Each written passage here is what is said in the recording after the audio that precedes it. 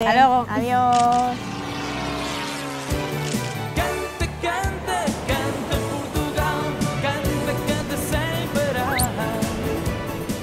Cuando tu trabajo es vigilar la actividad sísmica de uno de los lugares con más temblores de Europa, se podría decir que tu vida es un terremoto, aunque el trabajo es lo único que tiembla en la vida de María, porque esta zaragozana ha echado raíces muy firmes en uno de los paraísos más verdes de las islas portuguesas. María. Hola, encantada. ¿Qué tal? Bien. Una aragonesa isleña. Isleña, señor. Que además tiene la suerte de trabajar en un sitio que parece un parque. Es un jardín botánico, es un sitio muy bonito para trabajar y ya llevo aquí 18 años. ¿Cómo acabaste en este paraíso?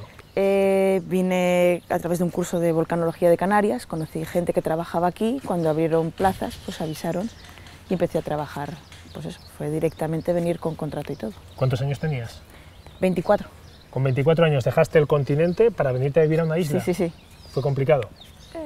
Un poco repentino, diría yo. Fue una cosa así, avisaron y en un mes estaba aquí ya a trabajar. Y además creo que tu trabajo tiene mucho que ver con la isla, con los terremotos, con los volcanes. Es vigilancia sismológica del archipiélago de las Azores. Entonces hacemos vigilancia de lo que son terremotos en tiempo real, trabajamos por turnos y es eso que nos dedicamos a hacer.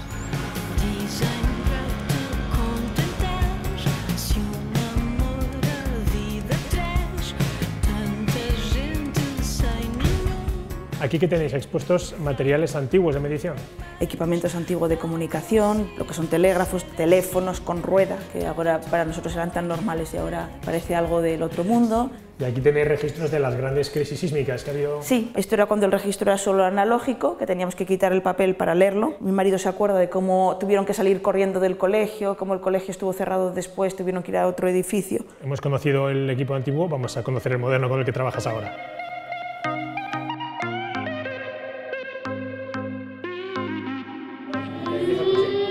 Este ruido de aquí es la alerta de sismo, o para ver si tenemos un registro o no.